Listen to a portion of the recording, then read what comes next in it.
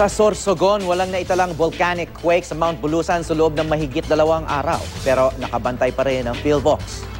May news to go si Sherian Torres. Sherian. Yes, Hawi, ngayong umaga muling nagpalabas ng maputing usok ang Bulkang Bulusan. Pero ito ayon sa PhilVox ay bahagya lamang.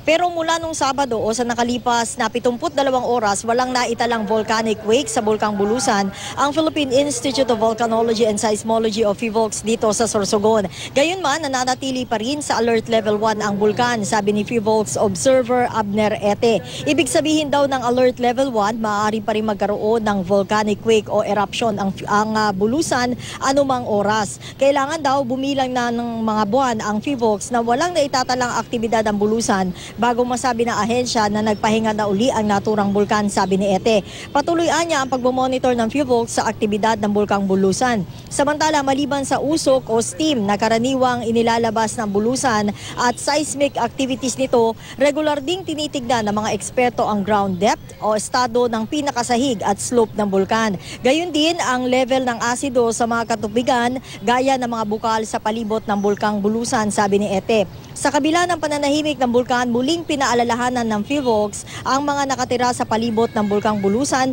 pati na rin ang mga turista na huwag pumasok sa 4-kilometer permanent danger zone sa palibot ng bulkan. Samantala, kanina lamang, Hawi, ay nakausap din natin ang pinakapinuno ng PDCC o PDRRMC dito sa Sorsogon at mahigpit niyang pinaalala sa mga residente, partikular doon sa mga nakatira sa palibot ng Bulkang Bulusan, kung paano ang tamang pag-iingat para dito.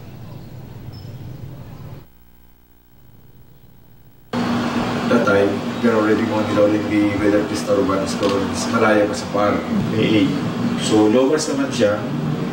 So, that time, nag-alert level 1 naman eh.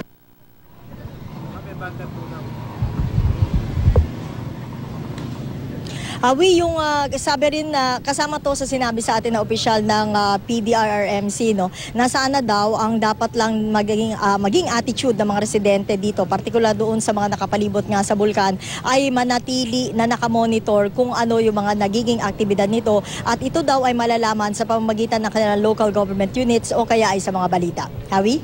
So, Sherian, yung binabantayan ngayon, yung posibilidad ng volcanic quake. No? Paano naman naiiba ito sa ordinaryong lindol o yung volcanic eruption? Hawi, yung binabantayan kasi nila, ito daw yung sabi ni Ginoong Ete, hindi natin nararamdaman kung tayo ay nasa normal lamang o ito yung mga usual activity natin, no? Pero itong seismic activity kasi o volcanic quake na sinasabi nila, ito yung namomonitor lamang ng mga equipment na kung saan ay naitatala yung mismong pagyanig o kaya yung paggalaw sa loob mismo ng Bulkang Bulusan. Pag ito raw kasi, Hawi, nagkakaroon na activity sa loob, indication to na merong iipon na ash o kaya ay kung ano mga element o ano mga aspeto doon sa loob mismo ng bulkan. At ito eventually yung pwede na kumawala sa pinakabungangan ng Bulkang Bulusan kapag nagkataon o kapag merong nag-induce dito gaya halimbawa ng tubig o kaya ay sobrang init. Hawi? Maraming salamat, Sherian Torres.